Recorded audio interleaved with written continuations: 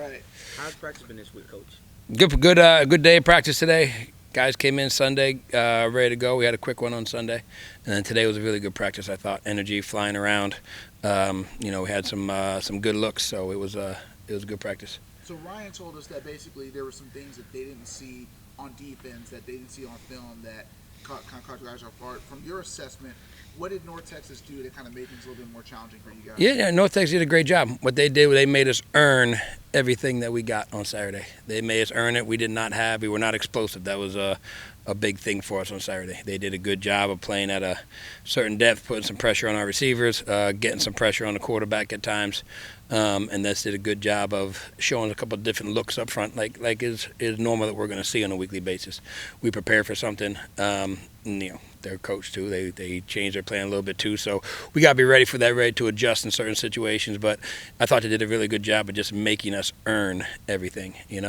As a coordinator, how often do you see that where you see something on film and a team just throws a different look at you? Is that pretty common? Yeah, it's very common. And we try to do the same thing offensively. We hold the formation till week 5 and a different formation week 6 and kind of, plays off a play. So it's a master plan of the plays we run week 1. There's stuff off of that we should be doing week 2. Stuff off of that we should be doing week 3 and keep building on that. So by the end of the season, you look like you're doing a whole bunch of stuff, but it's really just building off of what you just done. So they did a good job of that. And again, they did I gotta give hats off to them. They did a great job of making us earn everything that we got. We only had the 4X plays, so it was a grind out game, And then also too, I'm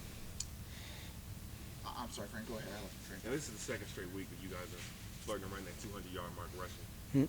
What are you seeing from that running game that's kind of opening things up? I think it's the same thing. This week, I think the quarterback did a good job a couple of times of getting out and scrambling. I don't know what his stats ended up being, but he got out and scrambled one time. He took advantage. I thought North Texas lost their pass rush lanes sometimes, and he found that escape hatch and got out. So that helped out a lot. And again, I think, we went into that, I call it the last drive of the game. We got the ball back with 10 minutes to go and held it till, we had a 2-score lead at that point. Held it for about 6.5, 7 minutes and kicked the field goal to go up. 3-score game, make it a 3-possession game, which was huge at that point in the game. And you could see, if you watch the film, you could see we started to wear them down again. So I think that's a big part of it. We're sticking to it. We're not winning every battle, but we're continuing to fight, continue to take a piece, and then wearing the last 2 opponents we have, we're wearing them down come the end of the game. Obviously, Seth's not going to throw for 400 yards every single game. Yeah, that'd be great if he does. But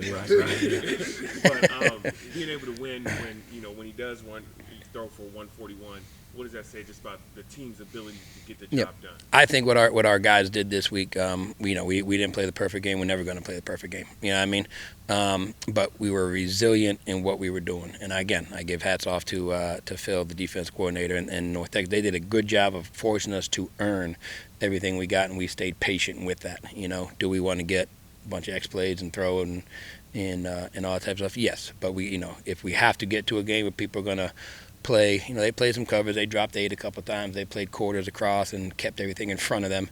I give them credit for that. But we were, Seth completed high 60% of his passes again.